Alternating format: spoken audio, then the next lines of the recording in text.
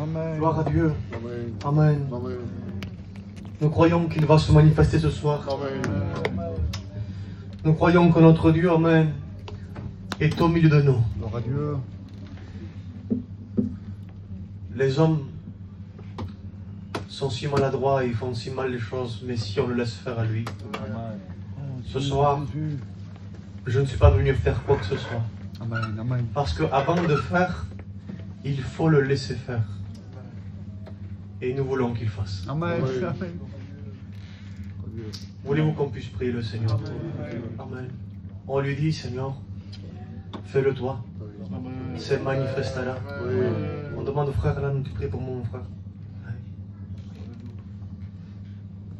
Devant toi que nous venons, notre Père. Aucune force, aucune capacité. C'est vrai. Alléluia. Je remercie bien les frères de l'invitation. Je crois que derrière cette invitation, il y a la volonté de Dieu. Et je remercie Dieu, Amen, d'être présent ce soir et d'avoir l'opportunité et la grâce de voir en cette soirée le plus grand des miracles. Alléluia. Certains attendent de voir pour croire.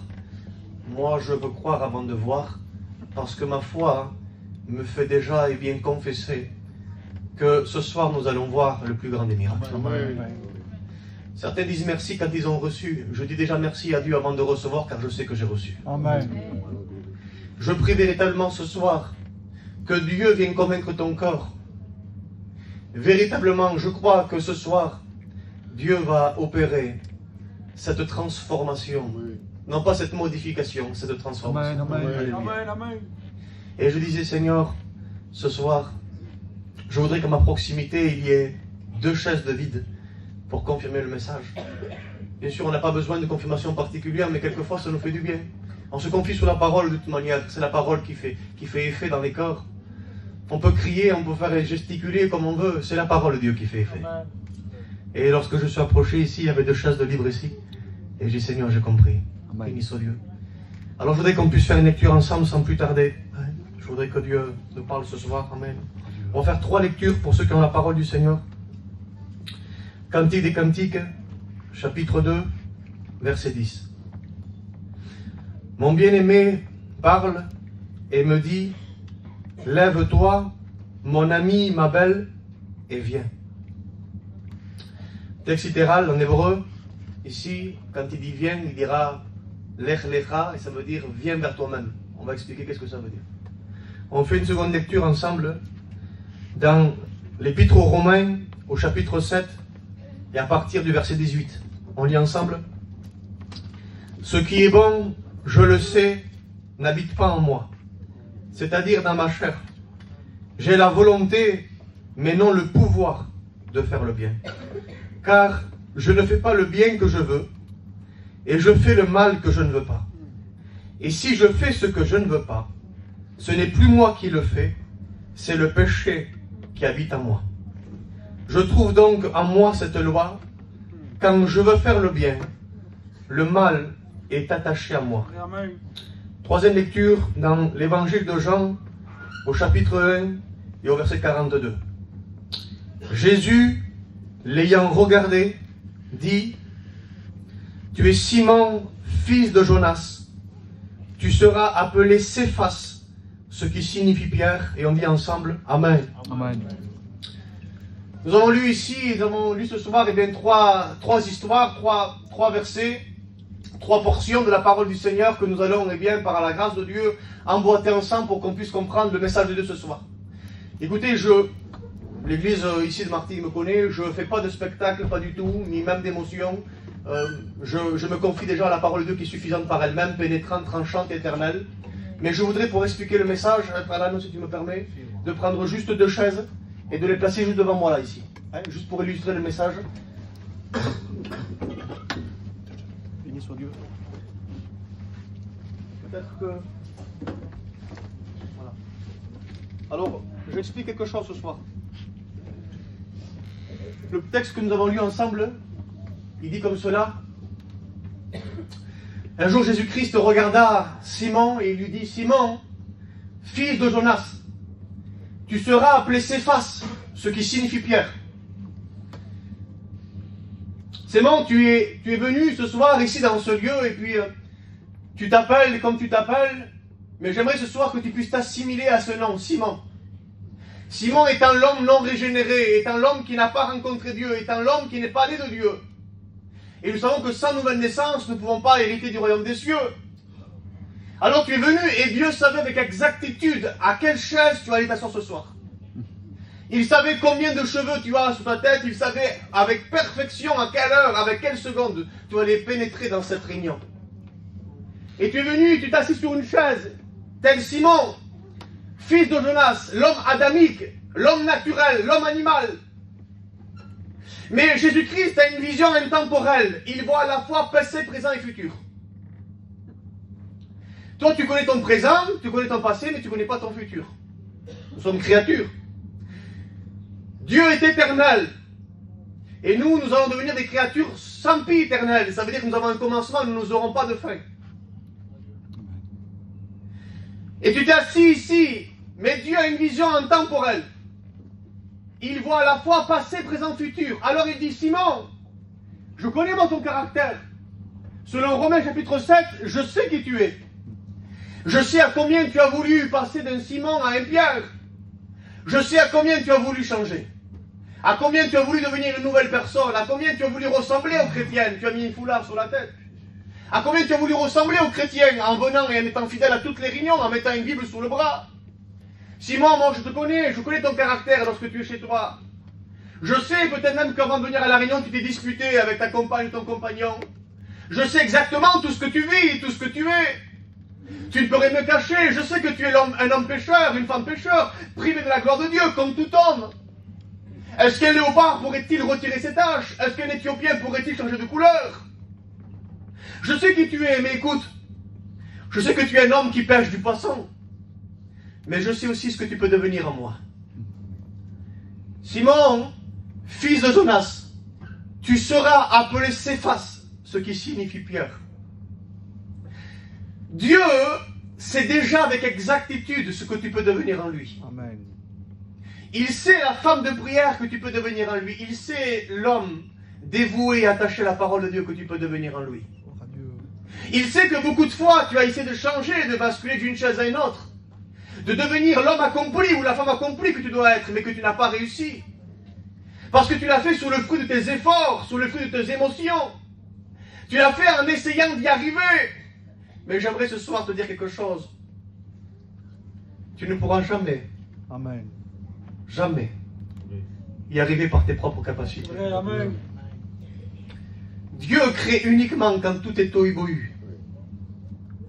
Il attend que la terre soit informe et vide pour parler et dire que la lumière soit et la lumière fut.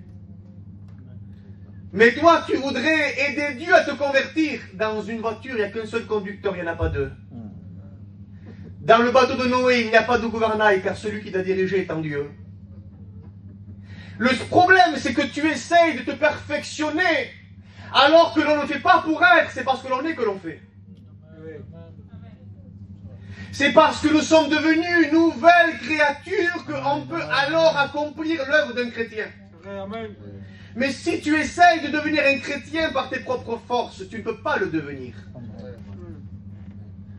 Parce que ce n'est pas le fruit d'un effort. On entend souvent de fois, les frères, il faut payer le prix. Il n'y a aucun prix à payer. On ne prie pas et on ne jeûne pas pour recevoir de Dieu. Comme si on aurait un prix à payer. Écoutez, si on a un prix à payer, ça veut dire qu'il y a un vendeur et un acheteur. Et Dieu est trop riche pour nous vendre et trop pauvre pour acheter. Le salut de l'âme est trop cher et n'aura jamais lieu par l'homme. Pourquoi on prie alors? On prie parce que c'est biblique. On prie en jeûne pour être apte à recevoir gratuitement ce qu'il nous donne sans rien nous avoir vendu. Amen. Tu es venu et combien de temps ça fait que tu es à la réunion?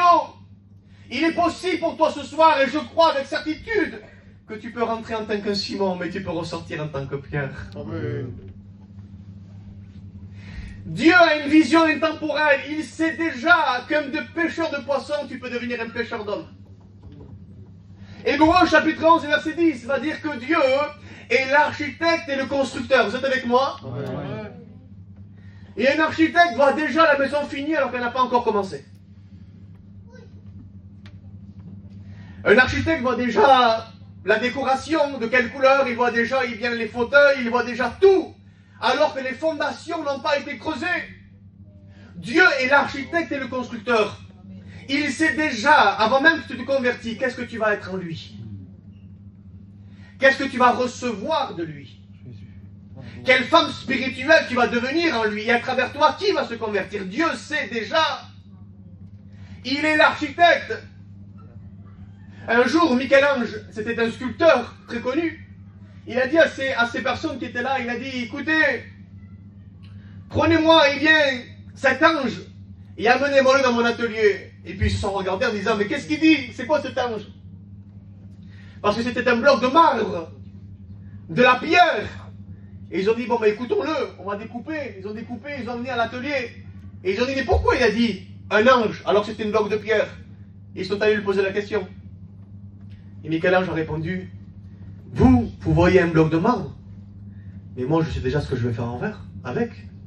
Je vais le sculpter, et ça va devenir un ange sculpté. Qu'est-ce que ça veut dire? Ça veut dire que ta famille te voit encore comme une pierre dure. Ta famille te voit encore comme une personne qui n'a pas encore rencontré Dieu. Parce que qui mieux que ta compagne pour le savoir? On peut avoir une belle apparence à la réunion, même un sourire, et au milieu même du rire, le cœur peut être affligé. Et tu es là peut-être ce soir, mais on le sait, ta famille le sait, ta compagne le sait, qu'il y a un manque de régénération. Mais Dieu sait aussi ce qu'il peut faire en toi ce soir. Il sait comment il peut te sculpter. Il sait comment il peut faire de toi un chef-d'œuvre. Selon Ézéchiel, chapitre 36 et verset 26, il dira, je, pas moi, Dieu, je vous donnerai un cœur nouveau. Je changerai votre cœur de pierre en un cœur de chair. Je mettrai en vous un esprit nouveau. J'ôterai de votre corps. C'est lui qui le fait. Amen. Et il le fait à 100%. Il le fait totalement. Il veut retirer le bloc de marbre et le sculpter pour te donner quelque chose de nouveau. Écoutez, Dieu sait comment il va te bénir. Et nous avons lu ce texte. Lève-toi, mon ami m'appelle, et viens. Même parole qui est adressée dans Genèse 12 à Abraham. Abraham, quitte ton pays, ta famille, ta patrie, et va dans le pays que je te montrerai. Le mot va ici, c'est lech lecha, pareil, le même mot qu'ici. Et ça veut dire va pour toi-même. Et là ici, c'est viens pour toi-même. Et quand j'ai lu ça, j'ai dit, Seigneur, pourquoi viens pour toi-même? Et Dieu m'a éclairé. Samuel, c'est très simple, c'est très clair. Tu es venu ici comme étant un Simon, mais viens vers toi-même. Viens vers la personne régénérée que j'ai déjà créée. Viens vers la personne qui est toi-même. Parce que Dieu a préparé une nouvelle identité en Jésus-Christ pour toi. Viens revêtir l'homme nouveau ce soir. Viens revêtir la femme nouvelle. Parce que Dieu ne la fabrique pas au dernier moment comme ça, comme s'il serait surpris que tu t'es repenti. Avant même que je fus né dans le sein de ma mère, tu me connaissais. Tu m'avais consacré. Dieu sait que cette réunion, elle est marquée pour toi. Et il sait que maintenant, tu peux venir revêtir l'homme nouveau. Tu peux revêtir la femme nouvelle. Il est possible pour toi ce soir, mon ami, que tu viennes revêtir cette personne merveilleuse que tu désires tellement être. Tu n'es pas très loin, mais un poteau, c'est pas un but. Tu n'es pas très loin, mais rater le train à 2 minutes, tu l'as pas pris. Tu n'es pas très loin, oui, mais tu ne pourras pas y être. Comment ça? Par tes capacités, par tes œuvres. Non, ce soir, il faut un miracle. Amen. Mais Samuel, alors explique-moi. Comment on fait? Donne-moi la solution maintenant. Comment on fait pour passer d'un ciment à un pierre? C'est quoi l'astuce? Mais c'est très simple. Jésus-Christ l'a donné la note quand il appelle. Il dit, Simon, fils de Jonas, tu seras futur appelé Céphas, ce qui signifie pierre. En quelque sorte, il est en train de dire, Simon, fils de Jonas, avant de regarder qui tu vas être, il faut que tu regardes qui tu es. Gloire à Dieu. Amen. Simon, fils de Jonas, tu seras appelé Céphas. Mais nous, on est tellement concentrés sur ce qu'on veut devenir qu'on oublie qu'est-ce qu'on est. Et qu'est-ce qu'on est, Samuel? Totalement pécheur. Amen. Qu'est-ce qu'on est, Samuel? Totalement perdu. Mais pourtant, je ne suis pas mauvais. Je ne fais pas des mauvaises choses. Je viens à la réunion, j'essaye. Si on dit qu'on est bon ou mauvais, ça veut dire qu'on se calibre sur une règle. Et je te pose une question, sous quelle règle tu te calibres? Parce que si c'est sur la règle des hommes, tu as raison. Tu peut-être que tu n'es pas si mauvais que ça. Mais si on se calibre sur la règle de Dieu, selon l'Épître aux Romains, au chapitre 3 et au verset 23. Car tous, absolument tous, sont pécheurs et privés de la gloire de Dieu. Alors si on se compare aujourd'hui au péché actuel, à la règle actuelle, eh bien on aurait tendance à monter un peu le pecho et à dire, écoute, je me sens pas si mal que ça, moi, finalement. Je viens à la réunion, je fais du mal à personne, je vole personne, je mets mon foulard. Oui, mais s'il n'y a pas eu de nouvelle naissance, tu es totalement perdu. Au même titre que celui qui fait beaucoup. Mais Samuel, c'est décourageant ce que tu dis quand même. Ça m'encourage pas, là, oui, non, mais t'inquiète pas. Parce qu'il faut que la vérité t'affranchisse ce soir. Et si la vérité t'affranchit, alors tu seras réellement libre. Parce que si on dit qu'on est réellement libre, ça veut dire qu'on peut être aussi faussement libre. On peut être faussement libre, être libre mais pour de faux. Sous une émotion, sous un sentiment de se rassurer sa conscience en disant je suis chrétien moi. Je suis un chrétien moi, ça va mieux, j'ai arrêté de fumer. J'ai arrêté de fumer, déjà quand on dit ça, c'est pas trop bien. C'est plutôt Dieu m'a délivré. Parce que j'ai arrêté déjà, on voit bien que ça veut dire ce que ça veut dire. Mes capacités. Moi, j'ai arrêté de fumer. Écoute, ce soir, Dieu voudrait te sauver. Amen. Mais je connais les réunions, je connais même des versets de la Bible, les cantiques, je les connais. Dieu voudrait te sauver. Amen. Dieu voudrait te régénérer ce soir. Dieu voudrait sortir ta carapace d'apparence. Parce que on peut avoir l'apparence de la piété, mais renier ce qui en fait la force. Alors il donne la note. Tu es Simon. Regarde-toi toi-même, regarde-toi le miroir ce soir, regarde en combien tu es pécheur et que tu ne peux pas changer par tes capacités. On ne pêche pas. Écoutez, c'est pas parce que l'on pêche que l'on est pécheur, c'est parce que l'on est pécheur que l'on pêche. Je vous dis. Des fois, hein, on va dire, je pêche, c'est pour ça que je suis pécheur. Non, c'est pas le fruit qui est mauvais, c'est l'arbre. C'est notre nature de péché. Nous sommes naturellement pécheurs. Et même si on se retirerait des fruits comme ça, attention celui-là il est noir, attention celui-là il est noir, et même tu les retirais, attends un petit peu, ça va repousser.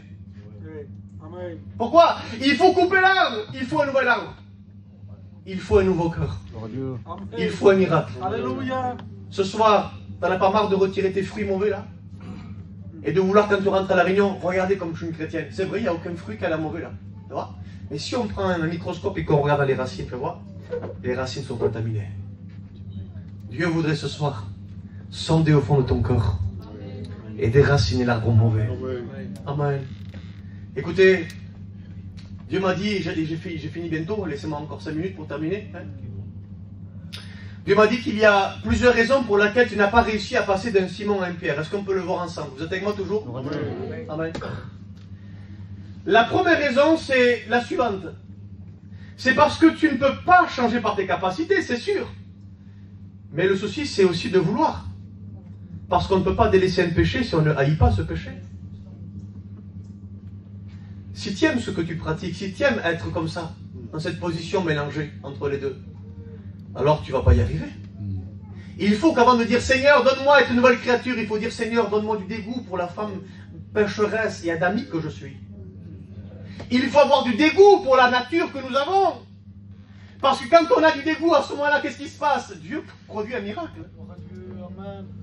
Dieu veut te dégoûter ce soir. Mais de quoi? Du péché, de ta nature pécheresse. Dieu veut te dégoûter de nous-mêmes. Moi, je suis dégoûté. Dégoûté de ma nature adamique. Mais heureusement que Dieu m'a régénéré. Et que je le vois œuvrer en moi. Ce n'est pas mes capacités, c'est lui qui œuvre en moi. C'est la parole qui me transforme. Écoutez, voilà une des raisons. Vous savez, un jour, Samson, me suivez? Un jour, Samson a déchiré le lion. Il a déchiré par le milieu comme un chevreau. Mais quelque temps après, écoutez-moi, quelque temps après avoir tué le lion, il passa par là. Et qu'est-ce qu'il vit à l'intérieur? Du miel. Et il va prendre le miel à l'intérieur du lion parce que les abeilles avaient fait à l'intérieur du miel. Le lion avait été déchiré par le milieu. Les abeilles sont rentrées à l'intérieur. Elles ont fait une ruche. Ça produit du miel. Quand Samson passe, il prend un rayon de miel et il le mange, il en donne à ceux qui l'entourent aussi. On aurait la capacité et la possibilité, en quelque sorte, de vouloir déchirer le lion qui est Satan. 1 Pierre, chapitre 5 et verset 8. Mais aimer goûter le miel qui est en lui. Ça veut dire qu'on dit quoi? L'épître de Jean va dire, n'aimez point le monde. Ah non, moi j'aime pas le monde, je le déchire par le milieu. Mais n'aimez point ce qu'il y a dans le monde. J'aime pas le monde, moi, hein? Oui. La mode. C'est du miel. Ce qu'il y a dans le monde, c'est du miel. On serait capable de déchirer le lion par le milieu. De dire, je veux pas, moi, ça, mais d'aimer ce qui est sorti de l'intérieur. La première raison, c'est que tu aimes encore. Et ça, c'est problématique pour Dieu. Parce que Dieu veut te délivrer à condition que tu n'aimes plus. Parce que quand on devient une nouvelle créature, on n'aime plus ça. Ni on veut, ni on peut. Mais pour ça, il faut que ce soir tu dis, Seigneur, produis en moi le vouloir et le faire, de ne plus aimer ça. Parce que aimer ça, c'est naturel. Ça fait combien d'années maintenant que tu aimes ça? Combien d'années? Le temps a passé. Ça s'est inculqué en toi. C'est devenu caractère. Parce qu'une pensée, tout commence par une pensée devient une parole devient action, une action devient habitude, une habitude ensuite c'est compliqué. Et j'aimerais te dire ce soir, dis au Seigneur, Seigneur, je veux que tu me changes, mais je ne veux plus aimer le miel. Même si je viens à la réunion et que je montre que je déchire le lion, mais quand je rentre chez moi, je goûte le miel. Je ne veux plus ça. Le proverbe va dire, ne mangez pas du miel parce qu'il vous provoquera des vomissements. C'est simple ça. Apocalypse 3, il dit, je te vomirai, pardonnez-moi pour la parole. Une extériorisation du mal. Parce qu'à force de manger du miel, on peut avoir du diabète spirituel. Le miel. Après, on va avoir des caries. Et on va être malade spirituellement. Alors Dieu voudrait te soigner ce soir. Il voudrait être ton médecin. La deuxième raison pour laquelle tu n'as pas passé de Simon à Pierre, c'est parce que tu veux avancer en ayant constamment les regards dans ton passé. Je peux parler un petit peu? Elle lui a dit qu'il n'est pas propre au royaume des cieux, au royaume de Dieu. Celui qui met la main à la charrue et qui regarde en arrière. C'est pourquoi? Parce qu'à l'époque, ils avaient des charrues et ils tiraient. Et ils devaient tirer bien droit pour créer ce qu'on appelle les traits de sillon. Pour que l'eau puisse passer à l'intérieur. Et ça permet d'arroser les rizières sur les côtés, les agricultures. Mais quand on tirait et qu'on regardait tout droit, qu'est-ce qui se passait? Alors le trait derrière nous était bien droit. Mais quand on avançait et qu'on regarde en arrière, qu'est-ce qui se passait? Et qu'on avance, le trait commence à devenir tordu. Et comme il commence à devenir tordu, l'eau, elle stagne, et elle n'arrive pas à traverser, qu'est-ce qui se passe? Elle est bloquée, et elle ne peut plus alimenter. Une personne qui veut avancer avec Dieu, mais qui regarde en arrière, automatiquement, l'eau de la parole commence à rentrer, Éphésiens 5, 25, mais au bout d'un moment, elle commence à rester bloquée, non pas parce qu'elle n'est pas puissante, elle est toute puissante, mais par rapport au fait que tu regardes constamment derrière toi. Satan est un expert dans la matière pour rappeler un passé dans un présent qui n'a plus de futur. Mais il le rappelle dans le présent afin de te contaminer, afin que ton présent soit autant contaminé que ton passé. Si on regarde constamment derrière nous ce qui s'est passé, on va se transformer en statue de sel. Genèse chapitre 19, il dit que la femme de Lot, elle regarda en arrière la vie de Sodome et Gomorrhe, elle se transforma en statue de sel. Il serait temps ce soir que tu arrêtes de regarder derrière toi. Tu sens pas que tu es paralysé, que tu n'arrives pas à avancer? Tu es comme bloqué. Tu n'arrives pas à avancer, tu n'arrives pas à évoluer, tu n'arrives pas à grandir. Pourquoi? Tu es constamment dans le désir de vouloir avancer, mais en ayant les regards derrière toi. Regardez, hein. Si tu regardes le soleil en face, elle est où l'ombre? Devant toi ou derrière toi? Elle est où? Derrière toi. Maintenant, si je fais dos au soleil, qu'est-ce qui se passe? Elle est où mon ombre? Elle est devant moi. Le problème, ce n'est pas le soleil ni l'ombre. Le problème, c'est ta position envers lui. C'est important. Parce que si tu dis toujours mon passé, ben il est constamment devant toi, ton passé. Parce que tu tournes le dos au soleil. Malachie chapitre 4 verset 2, il est notre soleil de justice. Notre or. Jean 8, il est la lumière du monde. Mais si tu le regardes en lui, ayez les regards sur Christ, va dire l'Épître aux Hébreux, et vous serez rayonnant de joie. Mais pourquoi? Pourtant mon passé il est difficile, oui, mais lorsque je le regarde en lui, mon ombre est derrière moi, je ne la vois plus.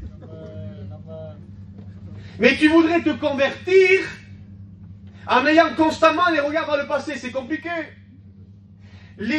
Écoutez, il a fallu un jour pour sortir les Juifs de l'Égypte, mais il a fallu 40 ans pour sortir l'Égypte de leur cœur. Pourquoi? Constamment, oh là-bas en Égypte, qu'est-ce qu'on était bien.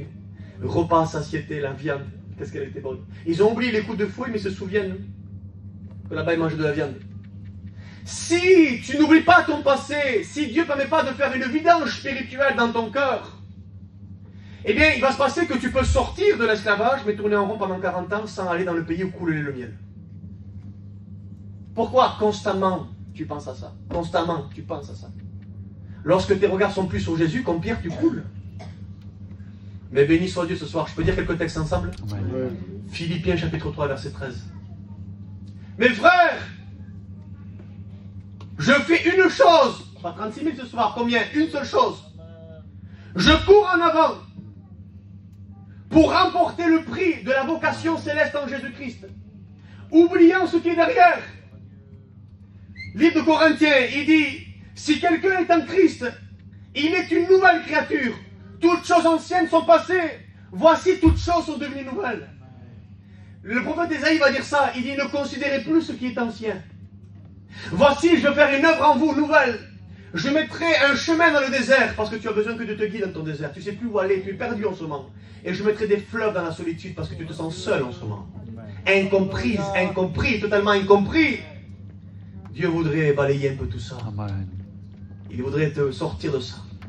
La dernière raison pour laquelle, frères et sœurs, tu n'as pas réussi à passer d'un Simon à un Pierre, c'est parce que dans Matthieu chapitre 4, et je termine avec ça dans 5 minutes, Jésus lui dit, Simon, tu seras appelé Pierre. Ok Seigneur, je me lève, je te suis, mais qu'est-ce que je dois faire? Simon, jette tes filets. Lâche tes filets, Simon, arrête, lâche tout. Il faut accepter de tout lâcher des fois. Parce que si tu retiens, vous avez vu des fois, vous connaissez ça, les singes, pour les capturer dans un pays d'Afrique, on creuse un trou par terre et on met des cacahuètes dans le trou. Mais les singes, ils aiment tellement les cacahuètes que quand ils plongent leurs mains, ils attrapent la cacahuète. Mais pour la plonger, c'est facile. Regardez, la main elle est comme ça marche. Par contre, quand ils attrapent la cacahuète pour la sortir, c'est coincé. Mais comment on appelle ça, ceux qui viennent les attraper, les chasseurs, quand ils s'approchent, le singe, il voit qu'il s'approche. Pour partir, c'est facile. Qu'est-ce qu'il doit faire? Il lâche, il sort la main, il s'en va. Mais il aime tellement ce qu'il a, qu'il serait prêt à ne pas lâcher vis-à-vis même de se faire capturer et d'aller en prison. Il serait temps que tu lâches un petit peu les filets. Que tu acceptes de tout lâcher, que tu ne contrôles plus rien. Que tu ne réfléchis plus. Oui, mais si je me convertis, ça... Il serait temps que tu lâches prise. Jésus a dit à Jean-Baptiste, laisse faire maintenant. Parce qu'il faut que nous accomplissions. Laisse faire, lâche prise.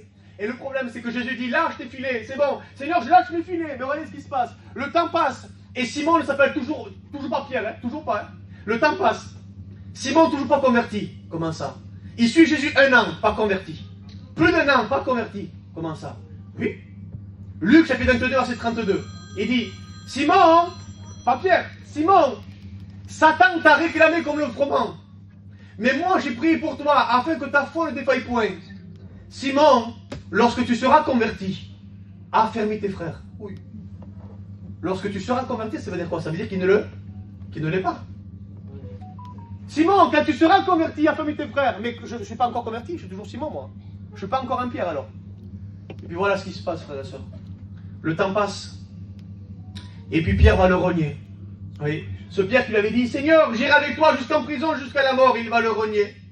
Et dans Matthieu chapitre 17, on retrouve un Simon, juste avant qu'il l'ait renié. Jésus lui dit, Simon, qu'est-ce que tu as dans ta poche? Fais voir, montre. Un hameçon, oui. Simon va pêcher le poisson là-bas. Tu verras, il y aura un stataire à l'intérieur. Il y aura des sous pour payer le péage. Simon avait lâché les filets, mais n'avait pas lâché l'hameçon.